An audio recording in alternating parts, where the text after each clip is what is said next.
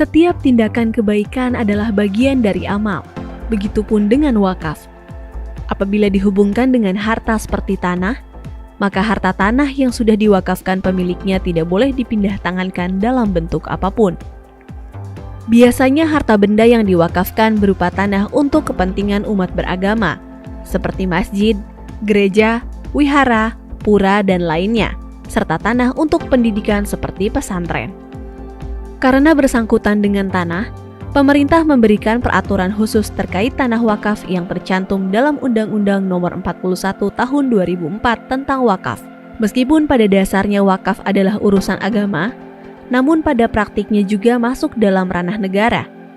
Artinya, pemerintah berperan aktif dalam memfasilitasi dan membangun infrastruktur perwakafan yang baik. Dengan begitu, pemerintah pun hadir melalui Gerakan Nasional Sertifikasi Rumah Ibadah dan Pesantren.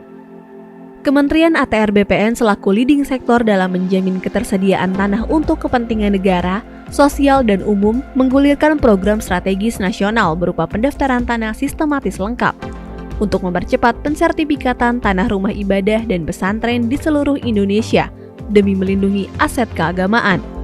Kementerian ATR BPN telah memulai gerakan percepatan sertifikasi rumah ibadah dan pesantren dengan melaksanakan penandatanganan MOU dan perjanjian kerjasama dengan beberapa lembaga keagamaan seperti Pengurus Besar Nahdlatul Ulama, Pimpinan Pusat Muhammadiyah, Persekutuan Gereja-Gereja Indonesia, dan Konferensi Wali Gereja Indonesia, serta penyerahan sertifikat tanah rumah ibadah dan pesantren. Program PTSL ini juga menyentuh tanah-tanah tempat-tempat ibadah. Oleh sebab itu, penyelesaian permasalahan tempat-tempat ibadah untuk disertifikatkan akan saya kawal. Saya sampaikan kepada seluruh pejabat, mulai dari pusat sampai daerah, untuk tempat-tempat ibadah, kita tidak boleh diskriminasi. Dan semuanya tanpa terkecuali agar seluruh umat beragama bisa melaksanakan ibadahnya dengan khusyuk tanpa gangguan.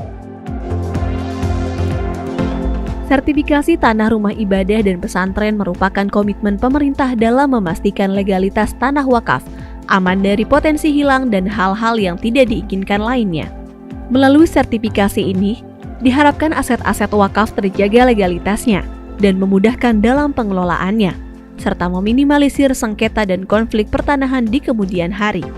Selain itu, untuk mempermudah proses sertifikasi tanah wakaf, Kementerian ATR BPN telah menerbitkan aturan terkait pendaftaran tanah wakaf melalui instruksi Menteri ATR Kepala BPN nomor 1/INS/2 Romawi/2018 tentang percepatan pensertifikatan tanah tempat peribadatan di seluruh Indonesia.